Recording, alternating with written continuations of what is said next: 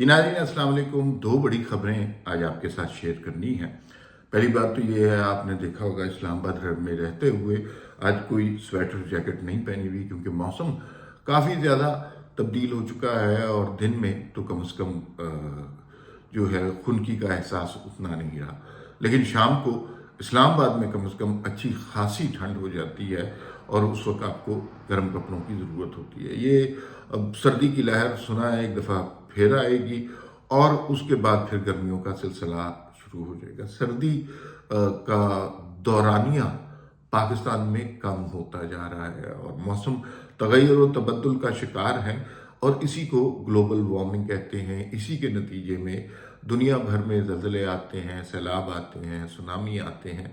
बुनियादी रीज़न इसका environmental waste है और फिर दरख्तों की कटाई है। जितनी शिद्दत के साथ ये काम पूरी मुल्क में पूरी दुनिया में हो रहा है, उससे ओजोन लेयर जो प्रोटेक्टेड लेयर है वो बहुत बुरी तरह अफेक्टेड है और उस अफेक्टिव वो उसका जो एक तरह से जिसे कहना चाहिए अच्छी उर्दू में अगर कहें, उसका पर्दा चाक हो रहा है और वो लेयर जो प्रोटेक्टेड लेयर है वो टूट रही है और हमारे यहाँ मौसम बहुत तब्दील हो रहे हैं। पहले सर्दियाँ आया करती थी 4-5 महीने के लिए, फिर 4-5 महीने जो है वो गर्मियाँ रहा करती थी, फिर ख़ज़ां का मौसम होता था, फिर बहार का मौसम होता था।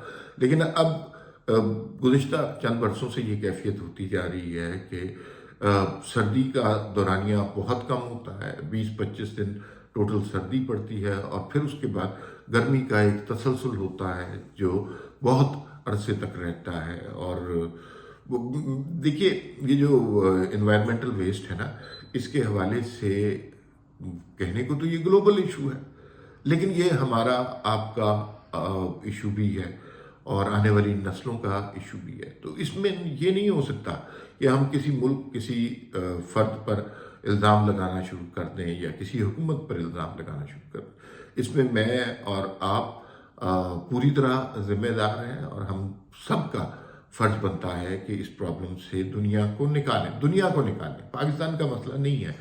तो जो वेस्ट है, जो प्लास्टिक के लिफाफे हैं, जो नॉइज़ पोल्यूशन है, जो एयर पोल्यूशन है, जैसे स्मोक पहले नहीं होती थी लाहौर में, अब स्मोक बहुत ज़्यादा होती है। तो वो इससे निकालने की जिम्मेदारी हुकूमतों की तो है, लेकिन मेरी और आपकी जिम्मेदारी भी है। तो अपनी अपनी बिसात के मुताबिक अगर लोग काम करते रहें तो उससे मेरे ख्याल में मामला बेहतर हो सकते हैं और सारी दुनिया के लोगों में अगर ये शऊर आ जाए तो ये बहुत प्रोटेक्टेड काम हो सकता है। आपको याद होगा कि जब कोरोना की लहर आई थी, सारी दुनिया बंद हो गई थी और न गाड़ियाँ चल रही थी, न दुकानें खुली थी, न मोटरसाइकिलों के हॉर्न बजते थे, न सड़कें इस्तेमाल होती थी, न जो है टूरिज़्म के लिए लोग पहाड़ों पे चढ़ते थे।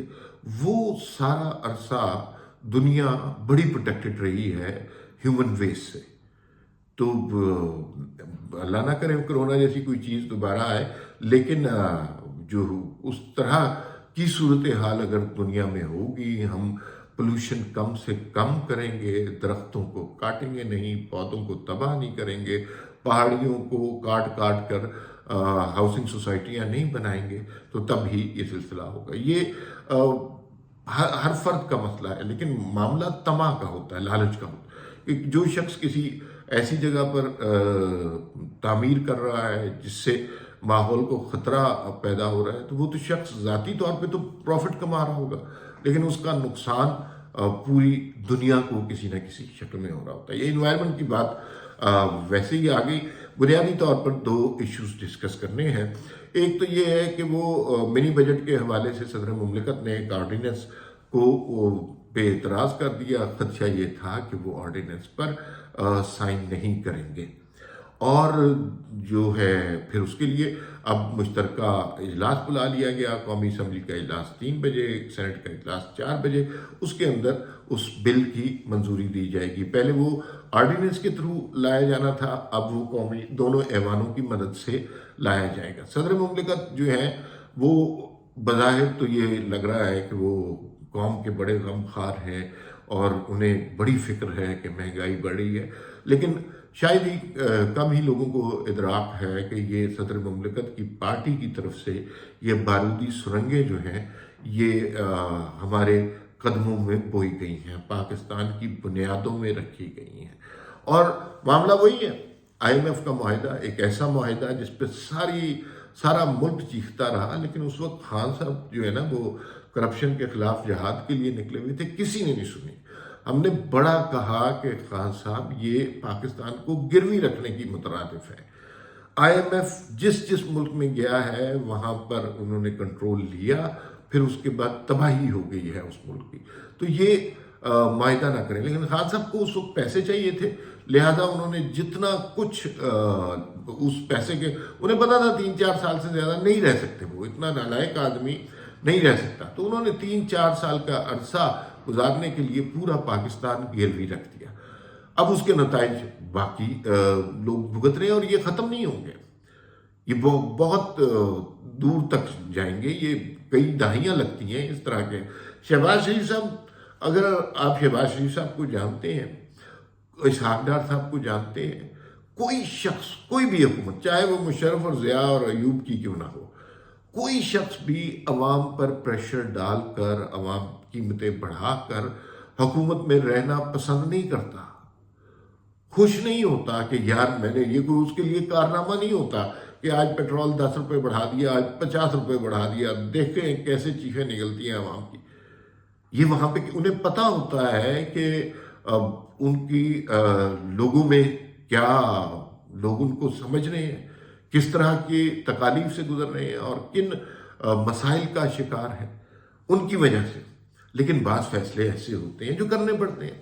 اب سروائیول کا مسئلہ ہے، اور سروائیول کے مسئلے کے لیے اگر انہیں یہ ایڈمنٹ ہے کہ اگر ہمیں جوتے بھی کھانے پڑے، گالیاں بھی کھانی پڑیں، تو ہم کھائیں گے، اس لیے کہ اگر اس وقت بالکل 1 انچ بھی ادھر سے ادھر ہوئے آئی ایم ایف کے معاہدے کے ساتھ، معاہدہ وہ جو عمران خان نے کیا تھا نواز شریف کے دور میں، ہم آئی ایم ایف کے معاہدے سے نکل آئے تھے، اور آئی ایم ایف نے دوبارہ قرضہ دینے کی پیشکش کی تھی، ہم نے انکار کیا تھا۔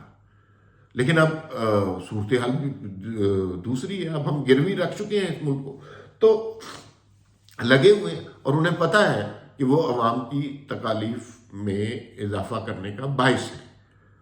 لیکن اس معاملے کو بہرحال ٹھیک تو کرنا ہے، ملک کو ایک ایسے مقام پر لے کے جانا ہے جہاں سے آئی ایم ایف کے معاہدے سے ہم نکل سکیں۔ عارف علوی کیا کر رہے ہیں یہ سمجھنا بہت ضروری ہے۔ وہ عوام کی محبت میں نہیں کر رہے، وہ چاہ رہے ہیں کہ کسی طرح یہ جو معاہدہ ہے یہ خراب ہو جائے۔ یہ کوشش پہلے شوکت ترین صاحب نے کی، اب صدر مملکت بھی ہے۔ بھئی اب ان کے ساتھ معاہدہ کیا ہوا ہے، اس کی بنیاد پہ پیسے پکڑے ہوئے ہیں، پیسے کھا چکے ہیں آپ، تو آپ کو ان کی باتیں ماننی ہے۔ اس وقت سوچنا تھا نا جب ملک گروی رکھ رہے تھے۔ تو صدر مملکت کو پاکستان کے عوام کا خیال نہیں ہے، وہ اپنے پارٹی میں اپنے نمبر بنا رہے ہیں کہ میں نے تو دیکھیں ان کا آرڈیننس نہیں مانا، لیکن حکومتوں کے پاس اس کے حل ہوتے ہیں، اور وہ انہوں نے حل نکال لیا ہے۔ اور اب مشترکہ اجلاس سے ایک بل منظور کرایا جائے گا جسے منی بجٹ کہا جاتا ہے، فائنانس بل کہہ لیں، منی بجٹ جو مرضی کہہ لیں، اور پھر وہ صدر مملکت کے پاس جائے گا۔ صدر مملکت سائن نہیں کریں گے تو تھوڑے دنوں کے بعد وہ آٹومیٹیکلی منظور ہو جائے گا۔ یاد رکھنے کی بات یہ ہے، تکلیفیں بڑھیں گی، لیکن صدر مملکت کا جو اقدام ہے وہ عوام کی بہتری کی خاطر نہیں ہے، وہ ملک سے دشمنی کے زمرے میں اس سٹیج پر آتا ہے، جبکہ آپ ہماری ساری باغ جو ہے معیشت کی وہ آئی ایم ایف کو تھما چکے ہیں، وہ فیصلہ کر رہا ہے ہمارے ملک میں کیا ہونا ہے۔ خیر، دوسری خبر جو ہے وہ اسد عمر صاحب کے حوالے سے، آپ کو پتہ ہے کہ یہ عمران خان کے کہنے پہ وہ کرتے تھے الیکشن کمیشن کے ساتھ، وہ الزام لگاتے تھے کہ یہ چور ہے، ڈاکو ہے، کرپٹ ہے، لوٹا ہے، اور پتہ نہیں کیا کچھ، نواز شریف زرداری کا بندہ ہے، ان سے پیسے پکڑتا ہے۔